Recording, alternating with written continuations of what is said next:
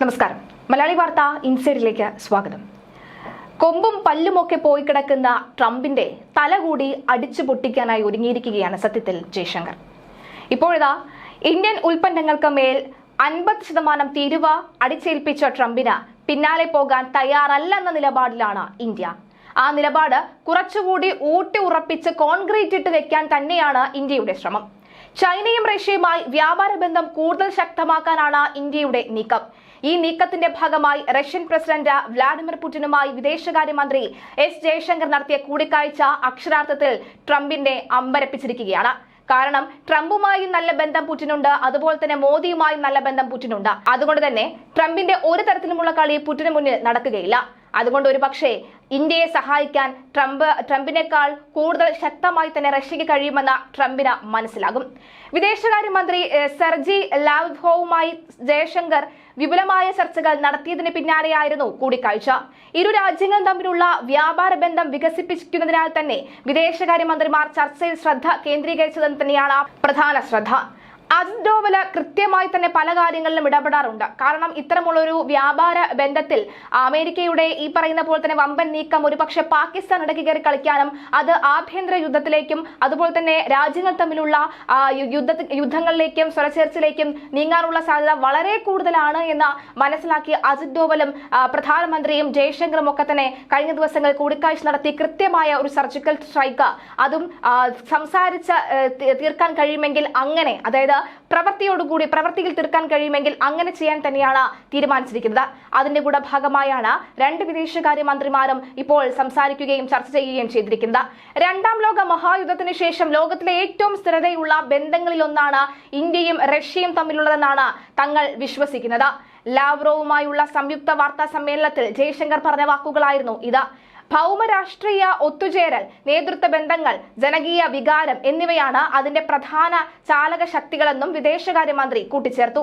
3 ദിവസത്തെ റഷ്യൻ സന്ദർശനത്തെയാണ് വിദേശകാര്യമന്ത്രി എസ് ജയശങ്കർ. സന്ദർശനത്തിൽ India Russia Inter government commission on trade, economics, scientific, technological and cultural corporation, അതായത് IRIGC TEC 26ാമത്തെ sector സഹ അധ്യക്ഷത വഹിക്കുകയും അതുപോലെ തന്നെ മോസ്കോയിൽ നടന്ന ഇന്ത്യ റഷ്യ ബിസിനസ് ഫോറം യോഗത്തെ ജയശങ്കർ അഭിസംബോധന ചെയ്യുകയും ചെയ്തിരുന്നു. റഷ്യയിൽ നിന്ന് എണ്ണ വാങ്ങുന്നത് നിർത്താൻ ഇന്ത്യക്ക് മേൽ US സമ്മർദ്ദം നിലനിൽക്കെയാണ് കൂടിക്കാഴ്ച. ഇന്ത്യ ഉൾപ്പെടെ റഷ്യയിൽ നിന്ന് എണ്ണ വാങ്ങുന്ന രാജ്യങ്ങൾക്ക് US പ്രസിഡന്റ് ട്രംപ് അധിക താരിഫ് പ്രഖ്യാപിച്ചിരുന്നു. ഇരട്ട തീരുവയ്ക്ക് പിന്നാലെ US വാദത്തിൽ അമ്പരപ്പ് എന്നാണ് പുടിനുമായുള്ള കൂടിക്കാഴ്ചയ്ക്ക് മുൻപ് ജയശങ്കർ പറഞ്ഞത്.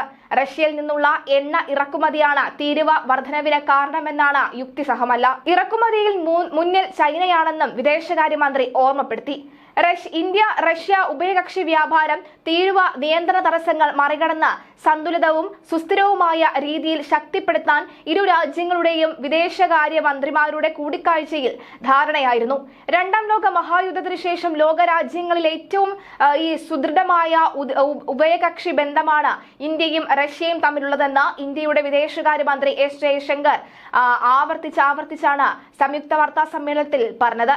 റഷ്യൻ പ്രസിഡന്റ് വ്ളാഡിമിർ പുടിനുമായും ജയശങ്കർ കൂടിക്കാഴ്ച നടത്തിയിരുന്നു.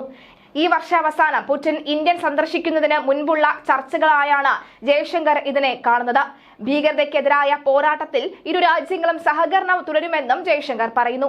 അതേസമയം റഷ്യയുമായി ആയുധ ഇടപാടും ശക്തിപ്പെടുത്താനാണ് ഇന്ത്യയുടെ നീക്കം. മിസൈൽ വ്യോമാക്രമണത്തിൽ നിന്ന് രാജ്യത്തെ സംരക്ഷിക്കാൻ നൂതനമായ വ്യോമ പ്രതിരോധ സംവിധാനം സ്ഥാപിക്കുമെന്ന് പ്രധാനമന്ത്രി നരേന്ദ്രമോദി വെളിപ്പെടുത്തിയിരുന്നു. ഇന്ത്യയുടെ അഭിമാനമായ പദ്ധതിയിൽ പങ്കുചേരാൻ റഷ്യയും താൽപര്യം പ്രകടിപ്പിച്ചിട്ടുണ്ട്. നിലവിൽ റഷ്യയിൽ നിന്ന് ഇന്ത്യ വാങ്ങിയ S-400 വ്യോമ പ്രതിരോധ സംവിധാനത്തിന് ഇന്ത്യ നൽകിയിരിക്കുന്നത് സുദർശന ചക്ര എന്ന പേരാണ്. ആ സുദർശന ചക്രയിൽ കണ്ണുവച്ചിരിക്കുകയാണ് റഷ്യ എന്ന് വേണമെങ്കിൽ പറയാം. ഇതേ പേരിലാണ് പുതിയ സംയോജിത വ്യോമ പ്രതിരോധ സംവിധാനം കൊണ്ടുവരാൻ ഒരുങ്ങുന്നതും. ഇന്ത്യയുടെ വ്യോമ പ്രതിരോധ സംവിധാനത്തിന്റെ നെട്ടലായി തന്നെയാണ് S-400 പ്രവർത്തിക്കുന്നത്. ഈ സാഹചര്യത്തിലാണ് സുദർശന ചക്ര പദ്ധതിയിൽ സഹകരിക്കാനുള്ള താൽപര്യം റഷ്യൻ ഉപസ്ഥാനപതി റോമൻ സബുഷ്കിയുടെ വാക്കുകളിലൂടെ പുറത്തു വന്നത്. ഇന്ത്യ ഉപയോഗിക്കുന്ന ആയുധങ്ങളിൽ 30% റഷ്യൻ നിർമ്മിതമാണ്. ഇന്ത്യയുമായി കൂടുതൽ സഹകരണത്തിനുള്ള സാധ്യത റഷ്യ തേടുന്നുമുണ്ട്. ഇതിന്റെ പശ്ചാത്തലത്തിലാണ് ഈ ബബുഷ്കിന്റെ പ്രസ്താവന. അതേസമയം ട്രംപ് അടിച്ചേൽപ്പിച്ച തീരുവയെ തുടർന്ന് ഇന്ത്യക്കുള്ള റഷ്യയുടെ പിന്തുണയും അദ്ദേഹം ആവർത്തിച്ചു. റഷ്യയിൽ നിന്ന് ക്രൂഡ് ഓയിൽ വാങ്ങുന്നതിന് ഇന്ത്യക്കെതിരെ അമിതമായി നികുതി ചുമത്തുന്നതിന് നീതീകരിക്കാനാകില്ല എന്നും അദ്ദേഹം പറഞ്ഞു. ഇന്ത്യൻ ഉൽപ്പന്നങ്ങൾക്ക് US വിപണിയിൽ പ്രതിസന്ധികൾ നേരിട്ടുണ്ടെങ്കിൽ റഷ്യൻ വിപണിയിലേക്ക് ഇന്ത്യയിൽ നിന്നുള്ള ഉൽപ്പന്നങ്ങളെ സ്വാഗതം ചെയ്യുന്നു. ബബുഷ്കിൻ പറയുന്ന വാക്കുകളായിരുന്നു ഇത്. ഇന്ത്യക്കെതിരായ US നികുതിയിൽ നീതീകരിക്കാനാകാത്തതാണ് ഇത്. ബാഹ്യ സമ്മർദ്ദങ്ങൾക്ക് വഴങ്ങാതെ ഇന്ത്യ റഷ്യ ഊർജ്ജ സഹകരണം തുടർന്നു മുന്നോട്ടു പോകുമെന്ന് പ്രതീക്ഷിക്കുന്നതായും റോമൻ വ്യക്തമാക്കിയിട്ടുണ്ട്. എന്തായാലും ഈ ഒരു വലിയ കുഴി കുഴിച്ച് ട്രംപിനെ അതിനകത്ത് മൂടാനുള്ള എല്ലാ തന്ത്രങ്ങളും ഇന്ത്യ മെനഞ്ഞു കഴിഞ്ഞു എന്ന കാര്യത്തിൽ സംശയമില്ല. അതിന് റഷ്യയുടെ പൂർണ്ണ പിന്തുണയും.